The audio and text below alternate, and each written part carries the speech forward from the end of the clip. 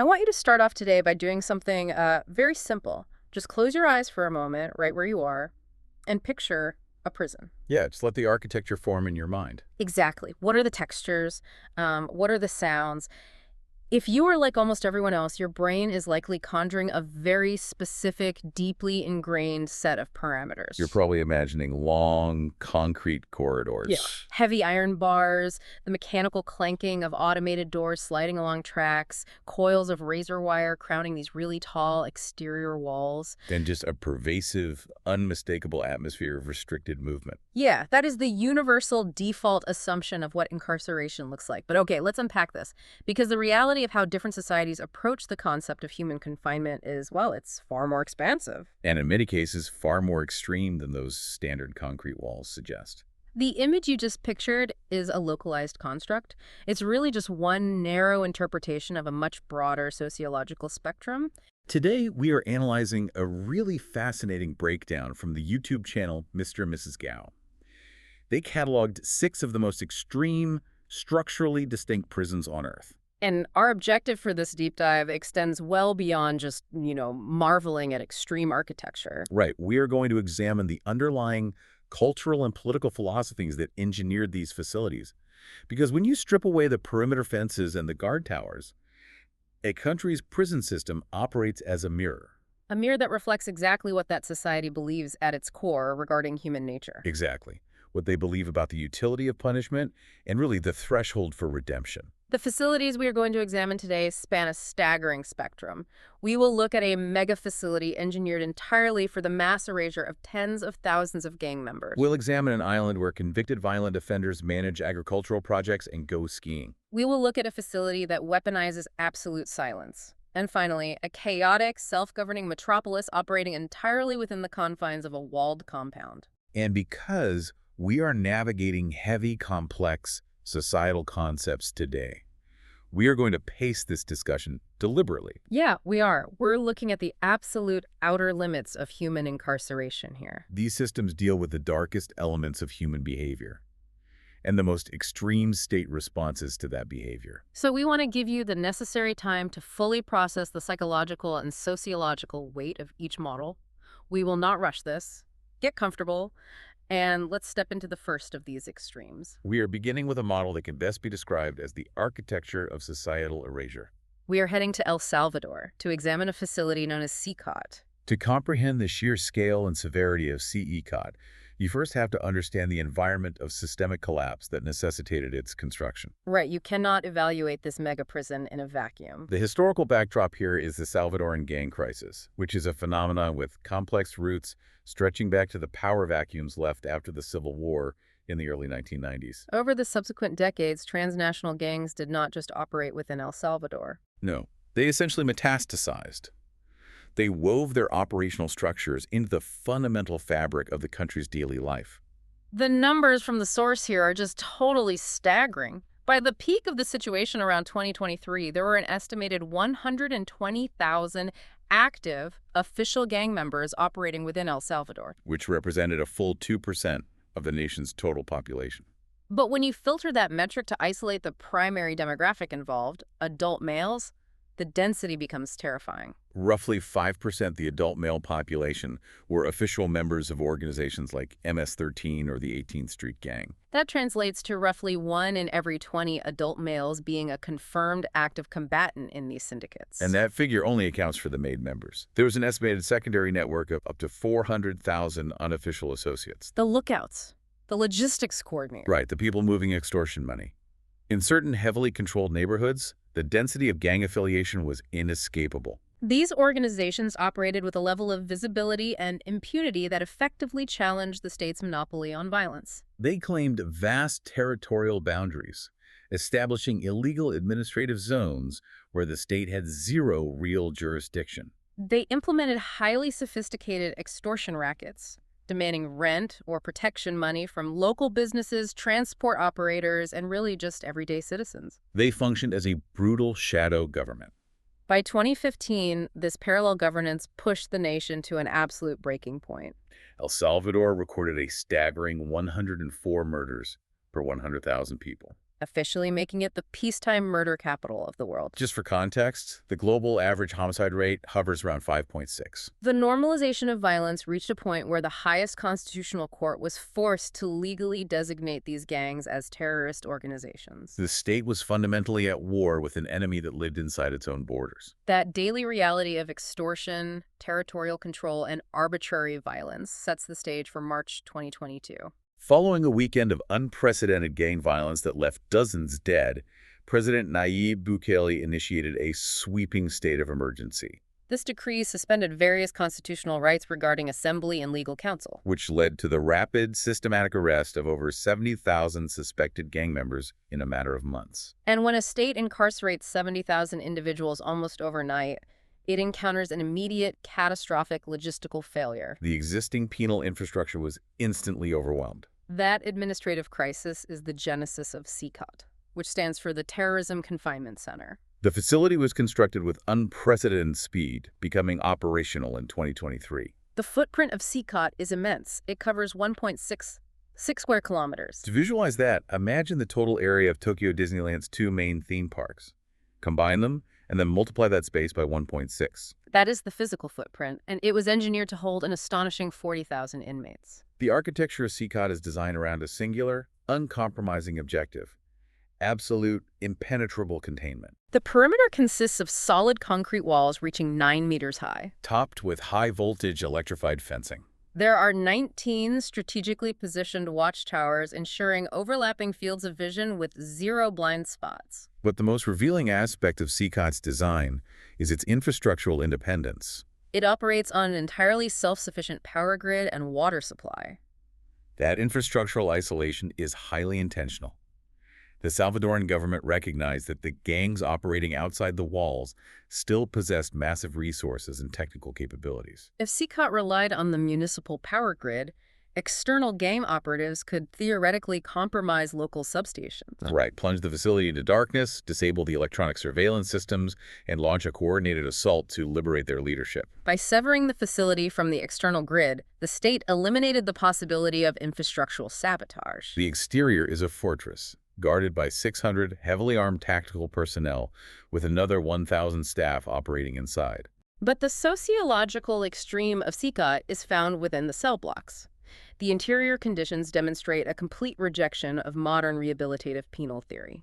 The cell dimensions tell the story. A single cell inside CECOT measures approximately 100 square meters. Inside that space, the administration confines between 100 and 200 men. Even at the lower end of that estimate, it results in less than 1 square meter of living space per inmate. Less than 1 square meter. Think about that for a second. Within that highly compressed space, the concept of physical comfort has been engineered entirely out of existence. There are no beds. Inmates sleep on bare, 4-tiered metal racks. The facility provides no mattresses, no blankets, and no pillows. A cell holding up to 200 men is equipped with exactly 2 open toilets, 2 sinks, and a single shower basin. Every biological function, every meal, and every hour of sleep occurs within this incredibly dense environment. The facility utilizes harsh, industrial artificial lighting that remains illuminated 24 hours a day. There are no exterior windows to observe the sun, no clocks to mark the passage of time. And no natural light cycles to regulate circadian rhythms. You also have to factor in the geography. El Salvador experiences a tropical climate, with ambient temperatures regularly exceeding 35 degrees Celsius year-round.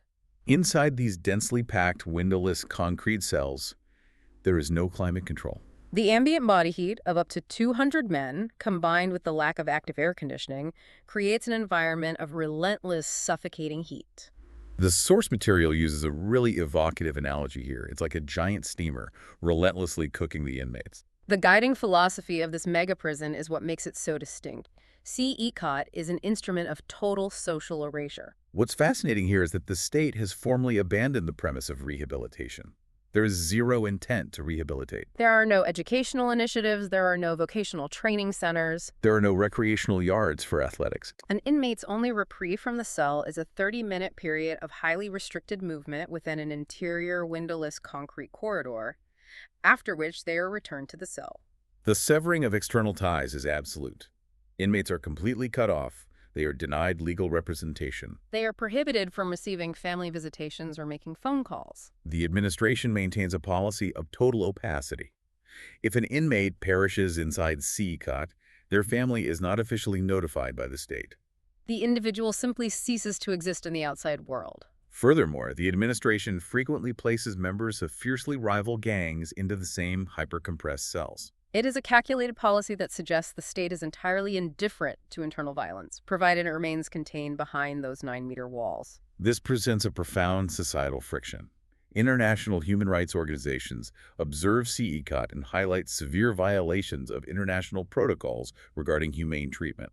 They point to the mass arrests under the state of emergency, which inevitably swept up individuals with no actual gang affiliation, who are now trapped in the system without due process. Yet the domestic response operates on an entirely different axis of measurement.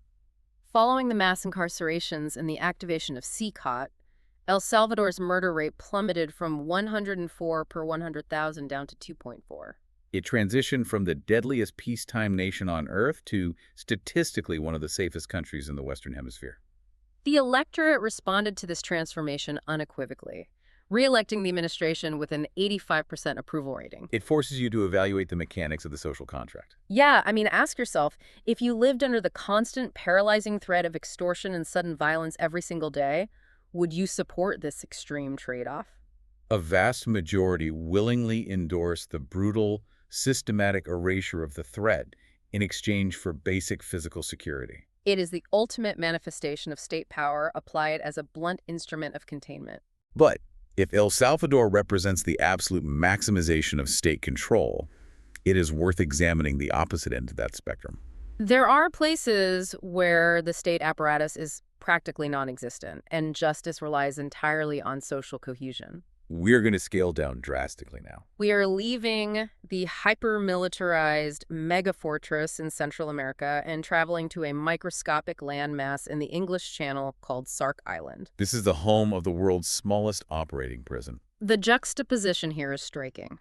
Sark Island's penal facility was constructed in 1856, almost 170 years ago. It consists of exactly 2 windowless stone cells. One cell measures 3 square meters, and the adjacent cell measures 4 square meters. The structural capacity of the entire island's prison system is a maximum of 2 individuals. Sark itself is an anomaly of governance. It remains the last functioning feudal territory in Europe, a status granted by Queen Elizabeth I over 5 centuries ago, passed down through 22 generations. The island's leader, the seigneur, still remits an annual symbolic tax of 1.7 pounds to the British Crown. The population is measured in the hundreds, and there are no motor vehicles. In a micro-society of that scale, formal law enforcement is largely unnecessary. Social deviance is managed through proximity and reputation rather than institutional force. The island employs a single volunteer constable. The cells are primarily utilized for intoxicated individuals who require a safe environment to sober up overnight. However, the facility's most notable deployment in recent history occurred in 1990. During an event locally referred to as the invasion of Sark. It involved an unemployed French nuclear physicist who decided to conquer the island. His methodology for conquest was highly bureaucratic.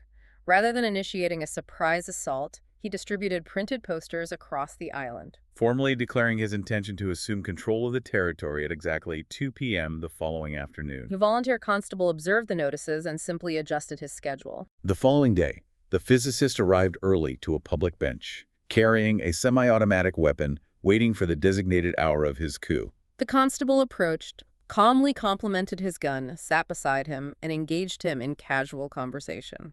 The moment the clock reached 2 p.m. and the physicist began to manipulate his rifle, the constable physically struck him, incapacitating him instantly, punched him right out. The administrative response was perfectly scaled to the environment. The individual was transported to a neighboring island with a slightly larger holding facility, where he served a mere 7-day sentence for the attempted armed takeover. He actually tried to return the next year, but was intercepted. It is a brief narrative, but it illustrates a fundamental sociological truth. Justice systems invariably adapt to the density and fabric of the population they serve. When a community is small enough that anonymity is impossible, deviance is addressed through immediate interpersonal intervention rather than massive structural confinement. Exactly. Sark relies on the friction of social bonds. But what happens when you take the concept of social bonds and attempt to engineer them into a state-run facility for highly dangerous offenders? To answer that, we must move from informal community justice to highly engineered societal trust. We are heading to Norway. If El Salvador's model is predicated on the complete withdrawal of human rights and comforts, Norway's system operates on the exact inverse principle. We're going to examine two facilities that fundamentally challenge the global consensus on how a state should treat its incarcerated population, beginning with Bastille Island. Bastille is classified as an ecological prison, situated on a 2.6 square kilometer island. To offer a point of reference regarding spatial utilization, the source briefly mentions North Korea's Camp 16. Right, which is 549 square kilometers. Right. It's essentially a massive farming village of political prisoners. But Norway's island, while large, is used for a radically different purpose. When you observe Bastille Island, the traditional semiotics of a prison are entirely absent. There are no imposing concrete walls. There are no iron bars on the windows. There is no razor wire. The facility resembles a tranquil, idyllic Scandinavian retreat. The island accommodates over 100 inmates, but the concept of a cell block simply does not exist here. The men reside in brightly colored, independent wooden cottages. They receive a monthly financial stipend. They were required to manage those funds. They are responsible for purchasing their own groceries from a local market on the island, which is managed by regular citizens, not armed guards. They cook their own breakfast and lunch. They manage their own schedules within the parameters of the workday. The labor at Bastille is agricultural and vocational. From 8:30 a.m. to 3:30 p.m., the men engage in organic farming, fixing bikes, and forestry. The objective is not punitive labor. It is the cultivation of routine, responsibility, and tangible skills. Following the conclusion of the workday, the environment transitions to recreation. In the warmer months, inmates have access to the ocean for swimming and fishing, or they utilize the tennis courts. In the winter, the geography accommodates cross-country skiing. The island features operating saunas. They also have weekend family visitations where families can actually stay over.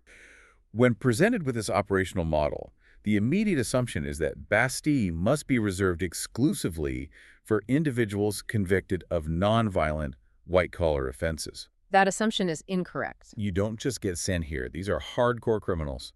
The population on Bastille includes individuals convicted of armed robbery, extensive narcotics trafficking, and homicide. The demographic even includes a confirmed serial killer of over 20 people. The cognitive dissonance of visualizing a serial killer engaging in cross-country skiing and utilizing a sauna is intense. But the Norwegian system operates on a highly structured progression. An inmate does not arrive at Bastille immediately following a conviction. Correct. They must have less than 4 years remaining on their sentence, and they must have demonstrated an impeccable behavioral record in tougher prisons first. Bastille functions as a simulated micro-society. It is meant to transition them back to the real world. But the Norwegian commitment to this philosophy extends beyond the open island model.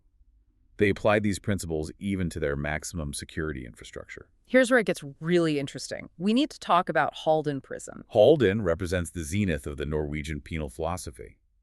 It's constructed at a cost of approximately 1.9 billion Norwegian krone. Roughly equivalent to 180 million US dollars. It is frequently categorized by international observers as the most luxurious maximum security prison ever built. The architecture of Halden intentionally subverts the psychology of confinement. The facility utilizes extensive, unobstructed windows to maximize natural light. The interior design relies on minimalist, modern aesthetics, utilizing natural wood and soft materials rather than raw concrete and steel. Every inmate at Halden occupies a private room featuring an ensuite bathroom, a flat-screen television, a functional workspace, and unbarred windows offering views of the surrounding forest. The communal spaces are equally staggering. The facility houses fully equipped professional recording studios, expansive libraries. And culinary facilities where the quality of the meals is frequently compared to high-end Michelin star civilian restaurants. Yet Halden operates as a maximum security facility, housing violent offenders serving long-term sentences. The architectural ingenuity lies in the concept of hidden security.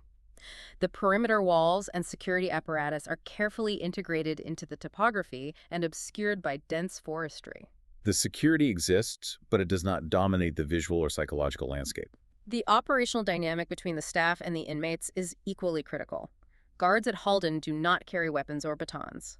The training emphasizes interpersonal communication and conflict de-escalation.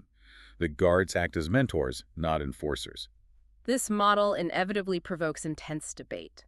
Why construct a system that requires such immense capital investment and offers such profound comfort to individuals who have caused severe harm to society? The Norwegian state's justification is rooted entirely in empirical data regarding recidivism. Recidivism being the rate of reoffending. Globally, the baseline rate of reoffending is generally between 40 and 50%.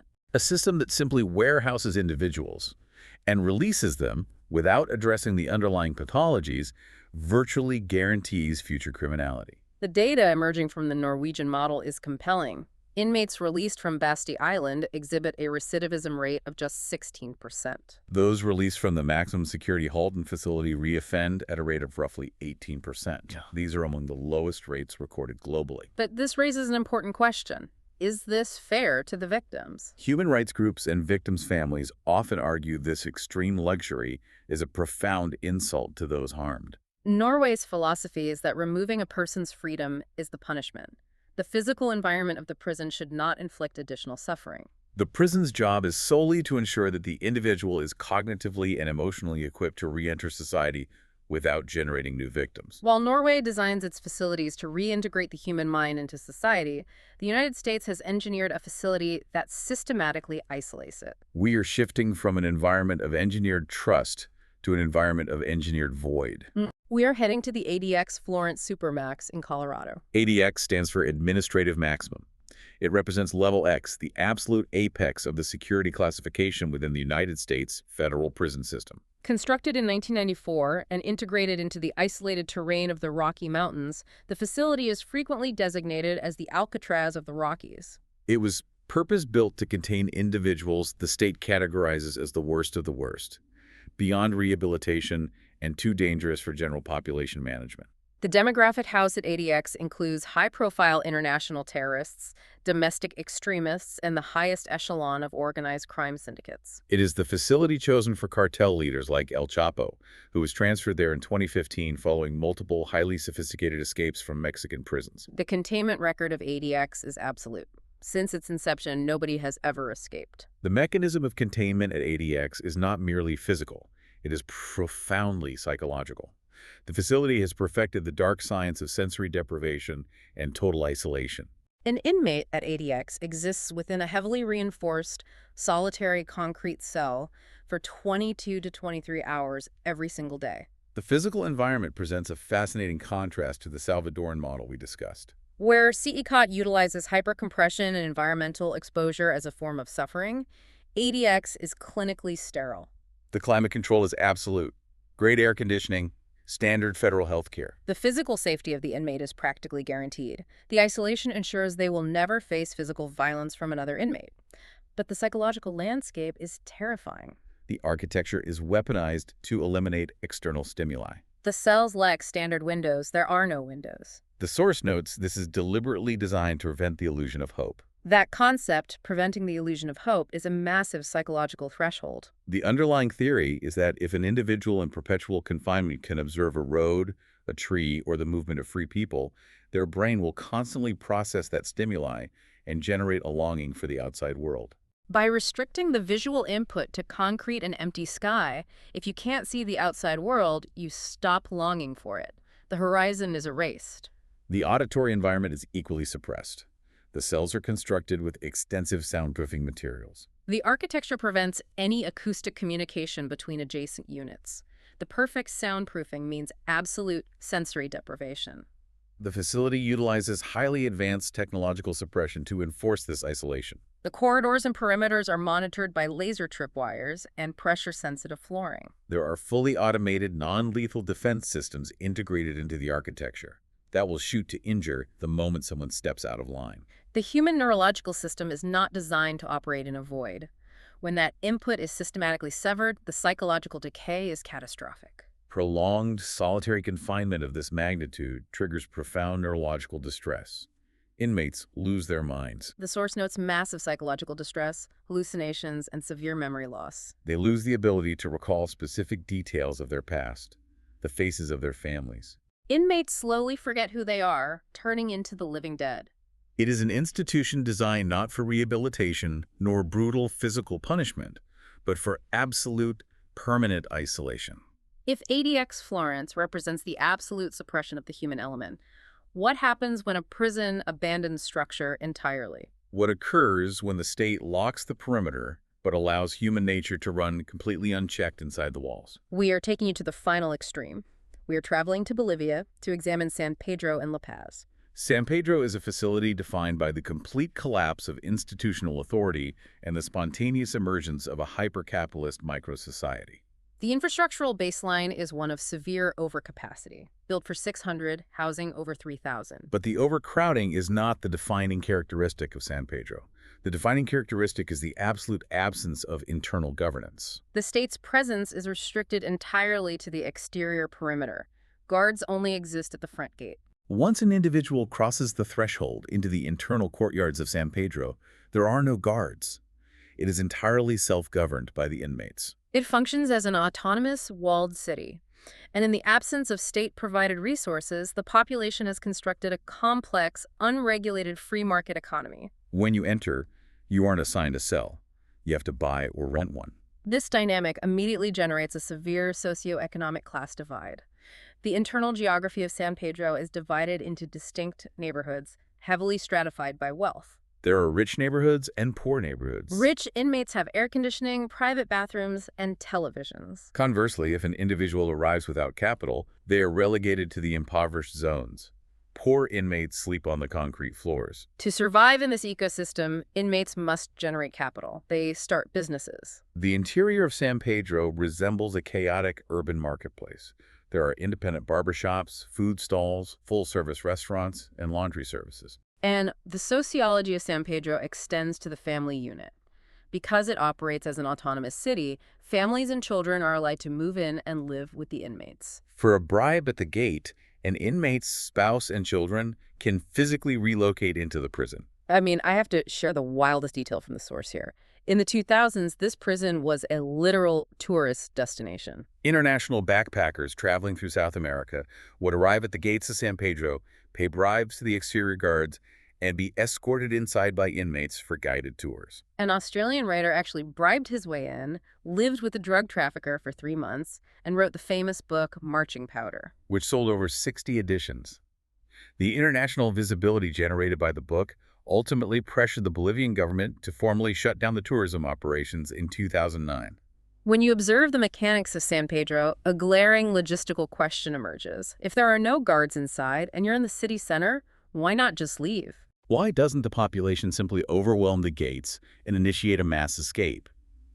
The source provides 2 distinct reasons. The first deterrent is fear. San Pedro is run by ruthless inmate emperors. Planning an escape threatens their ecosystem. The second deterrent is economics. The inmates are deeply invested in the internal market. They literally own real estate inside. Their business, their money, and sometimes their family are all inside. If they escape, they lose their entire livelihood and are homeless on the outside. The ultimate irony of San Pedro is that capitalism keeps them locked up better than iron bars. It is a profound demonstration of human adaptability. When a centralized authority recedes, humans will instinctively construct their own hierarchies and economies. So what does this all mean? We have traversed an immense sociological landscape today on this deep dive. We certainly have. We began by visualizing a standard, generic prison cell. But we've seen prison as an erasure tool in El Salvador, A quaint community timeout on Sark Island. a luxury rehabilitation clinic in Norway, A sensory deprivation void in the U.S. and a self-governing capitalist city in Bolivia. These varying architectures and operational protocols confirm that these aren't just buildings. They are mirrors reflecting what different societies prioritize. Security at the cost of humanity, rehabilitation at the cost of retribution, or sheer isolation. They demonstrate whether a society prioritizes data, retribution, absolute control, or simple containment. If the ultimate goal of a justice system is to make society safer, the data tells us that treating inmates with extreme luxury and trust actually works best. The numbers from Norway prove it. But human nature cries out for retribution and punishment when we've been wronged. So ask yourself, are we building prisons to fix the future or just to take revenge for the past? It's a complex, challenging question to leave you with. Thank you for taking this deep dive with us today. Keep questioning the structures around you, and we will catch you on the next deep dive.